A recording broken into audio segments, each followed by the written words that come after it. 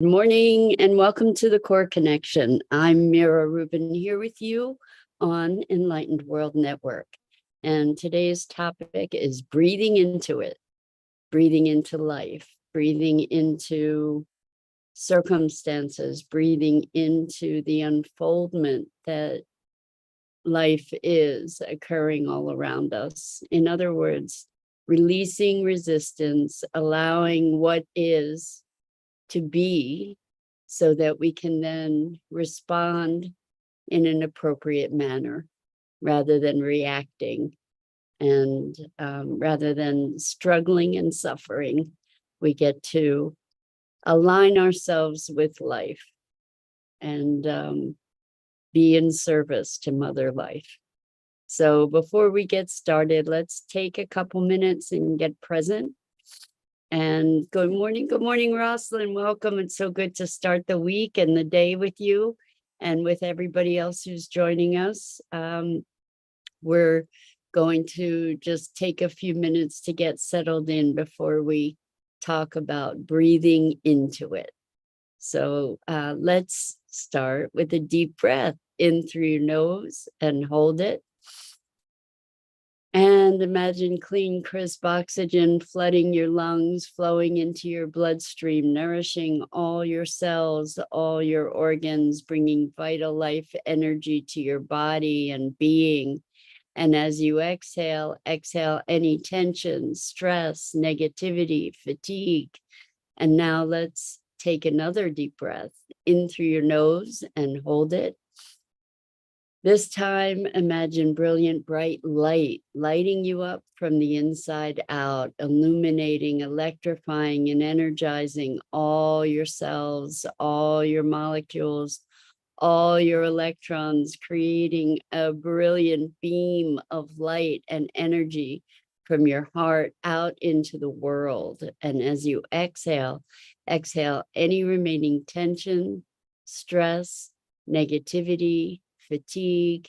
And now let's press our palms together and vigorously rub your hands together to feel the friction, the motion, the pressure, the temperature, and the tickling and tingling when you stop, and allow all those sensations to bring you present right here, right now, into this remarkable physical form that enables you to experience life. Welcome, welcome, welcome. So breathing into it. We get so caught up in life, right? We get so caught up in circumstances and what we want and what we think is right and what we think is best. And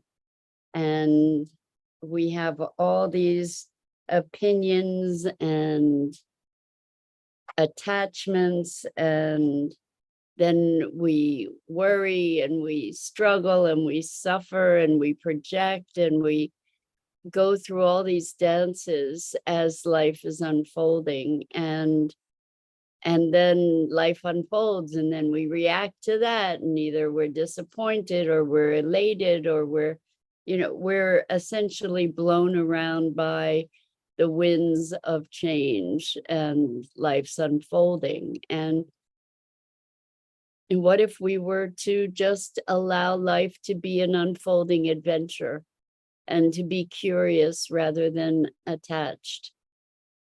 What would that look like? And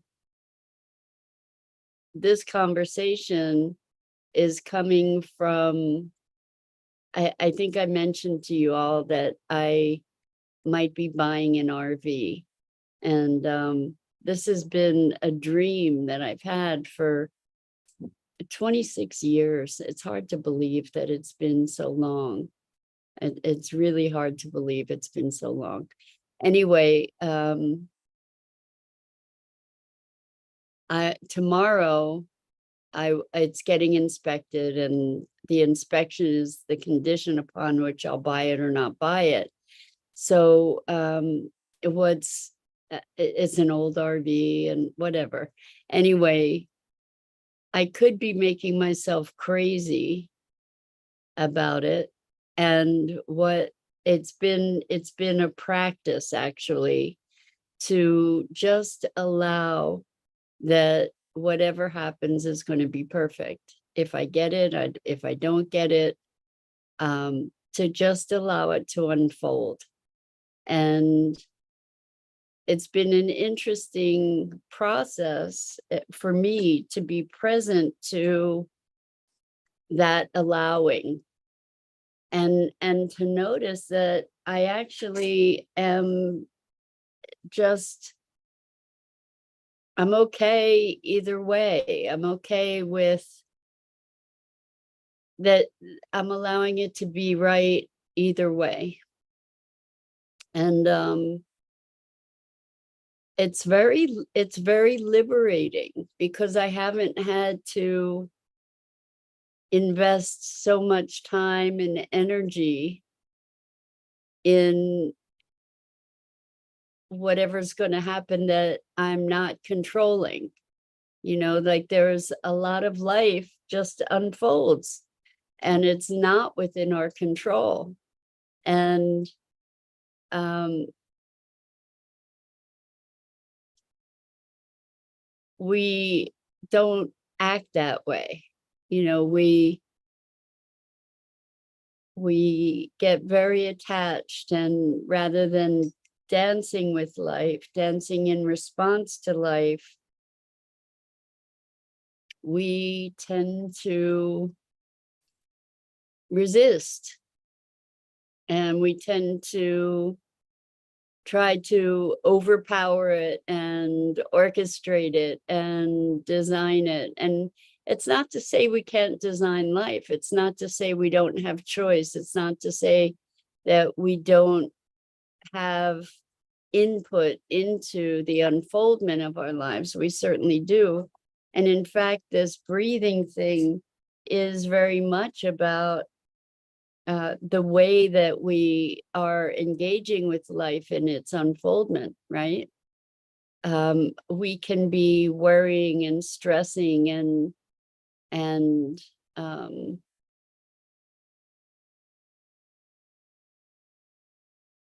obsessing about situations that we can't do anything about, or we can cultivate curiosity and cultivate the breath, to just breathe, to just be, to allow ourselves to be in life in its emergence, to be part of that emergent action, movement, evolution, if you want to even call it that. Emergence is really the greatest, that is the best word that I've come up with. and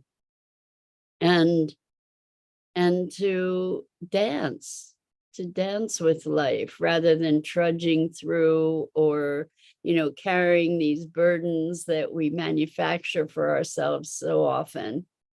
What would it be instead to just dance?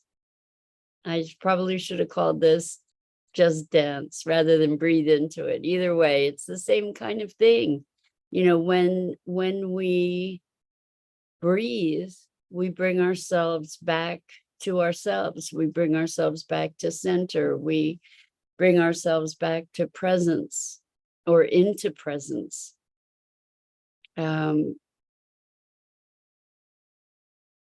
So often we are just buffeted around by circumstance, blown around by the wind, essentially. This is going the way I like it, so I'm happy. This is going the way I don't like it, so I'm upset. This is, just back and forth, rather than allowing ourselves to dance, to ride with it, to fly, or to soar, or to glide as the winds blow the way they blow.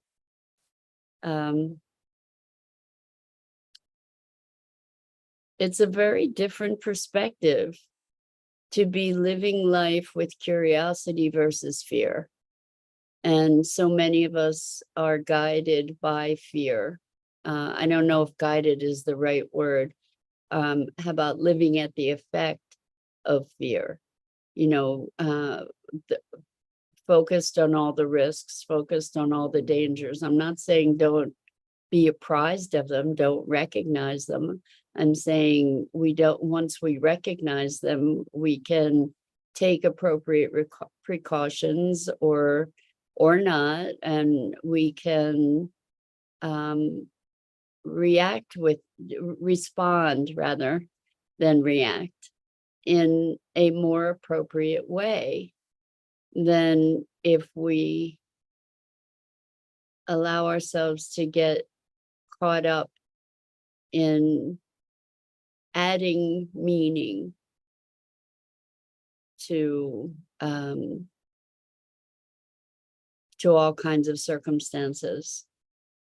And I know I've spoken this to you before, but years ago, I had the opportunity to be volunteering at a week-long event with the Dalai Lama. And the thing that I consciously, the one thing, the most impactful thing that I consciously took away with me was this, that all suffering is a result of misconceptualization. And what does that mean? It means that it's the way that we think about things that cause suffering. For instance, when we say it shouldn't be like this, then that can be a cause of suffering. It can also be that suffering or that pain that we experience as we recognize that this shouldn't be this way. It may be something that spurs us to action. It may be an awareness that then has us respond in an appropriate way. It's also something that could have us respond in an inappropriate way. You know, so many times we rush to solutions or we rush to trying to fix something rather than create something new. I had a very interesting conversation over the weekend over the let me think what it's called. Give me a second. It's let me find it.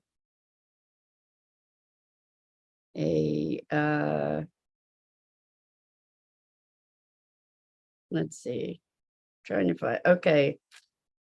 The superconductor, LK99, room temperature superconductor.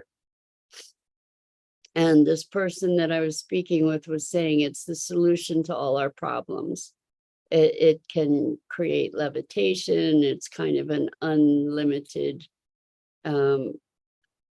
source of energy. And we got into these conversations and how it can make us an intergalactic species. And then we got into this conversation. I have to say, I didn't feel heard at all, but we got into this conversation about, great, now we have another technology that gives us even more power, even more reach, and we're taking the same predatory kinds of values forward into the use of the technology. Like, it's still extractive technology. It's still about being able to now go and access more resources to consume rather than recognizing that there's a bigger picture going on here, that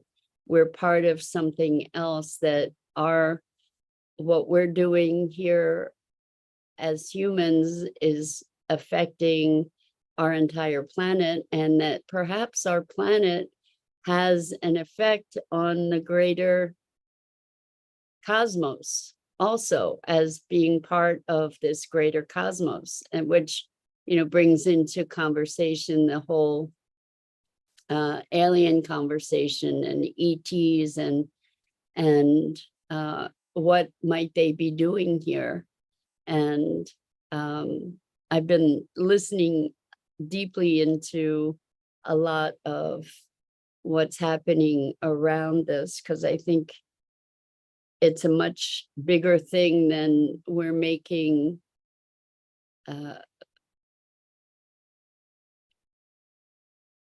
I don't think that we're ascribing enough importance to this whole extraterrestrial thing. I was listening to Dr. Stephen Greer, Stevengreer, and he has been a proponent, and he was an ER, or it was an ER trauma surgeon. I think he's still current with all his medical stuff, but he's been a very large proponent of disclosure for more than 30, well, at least 30 years. And I'm listening to an interview. You can find it on YouTube, by the way, and I'll tell you what it's called in a minute. It is called Dr. Stephen Greer on Seeing and Studying Aliens, Man-Made versus Alien UFOs, and more. Anyway, I recommend listening to it. It's pretty fascinating, and he's been engaged in this for years and years. And he talks about how there's a possibility that the whole alien thing is going to be twisted into a War of the Worlds type threat, which could be ultimately devastating. And he says if they wanted to be, if they were hostile, they would have LK-99 superconductor. Rosalind saying, yeah, check that out too. That's very interesting. But anyway, he's talking about if they were hostile, they could just shut down our civilization in a heartbeat. So that's one point. And the other point that he mentions relative to the superconductor, which allows for levitation, he's saying we've had the technology since the 50s, that we have actually had, we have anti-gravity devices and vehicles that have been in development since then. And this disclosure thing creates a bit of an issue, because if we've had these technologies for so long, why are we relying on fossil fuels? Why are we relying on solar? Why are we relying on wind when we could be doing 0-point energy? So that's a really interesting point. And I think it's fascinating that just over the past several weeks, there's been more information out and available, or at least I've been able to, it's showing up on my feed on 0-point energy devices, and people who have been researching and developing these technologies over years and years, and people who have been murdered or disappeared as a result, and also technologies that have been mysteriously disappeared because they've been bought up and shelved by companies that were trying to protect their bottom line at the expense, really, at this point, of humanity, right? By perpetuating fossil fuels and the whole industry. This may sound really nutty if this is not familiar information to you. I think it's worth listening to. It's worth exploring. Not asking you to believe me, but take a look at the information that's out there. This is the UFO thing is something that I've been following for years and years and years. And it's very interesting that it's now coming out publicly. And I wonder, what's up that it's happening now? What's up that we're hearing about it now? And I don't think that it's unrelated to the fact that we're kind of on a precipice with our future as we look at climate change and global warming and the short period of time that we have to save ourselves as we're in this sixth extinction. It calls for radical change. And I can't think of anything that would precipitate global and rapid change more readily than a higher intelligence showing up here. It's very interesting, to be looking at all these pieces and wondering, well, how do all these things fit together? I think this is the most interesting time of humanity, at least in our known history, right? I mean, we have the emergence and rapid development of AI.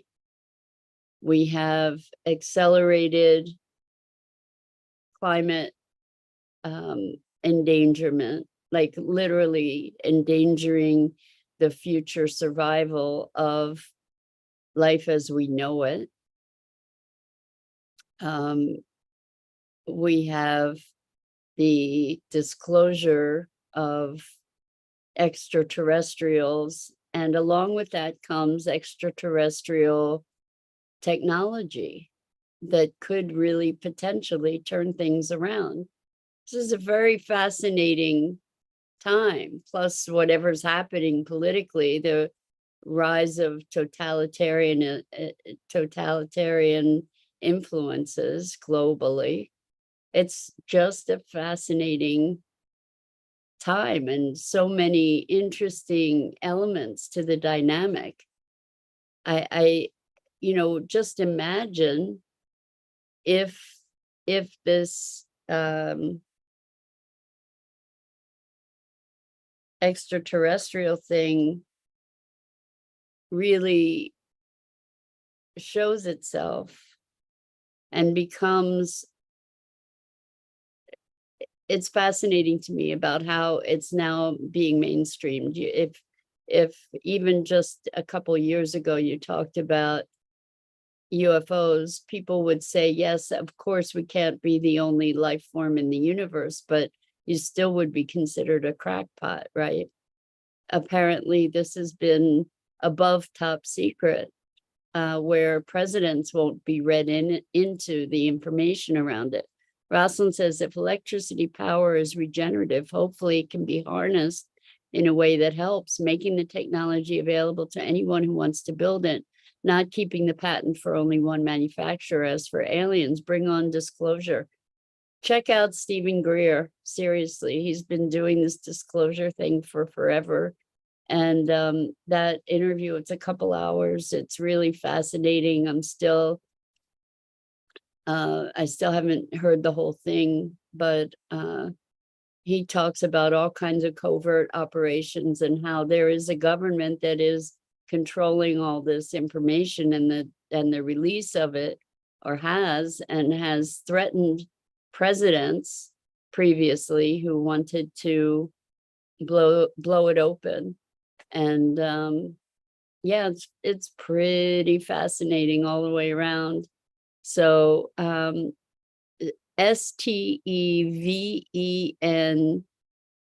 Greer, Greer, is the name of the fellow you want to check out. Dr. Stephen Greer. You can go on YouTube and you'll find his interviews. And he's been advising the government, he's been advising presidents for years and years. Anyway, all very fascinating. We definitely live in interesting times.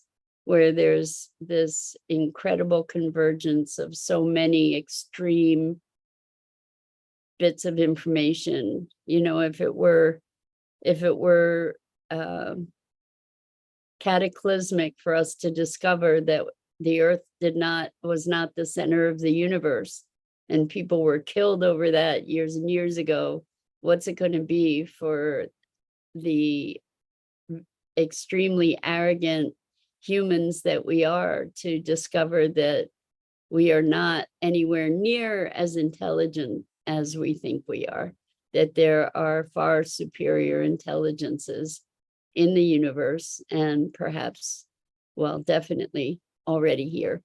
So interesting, interesting, interesting.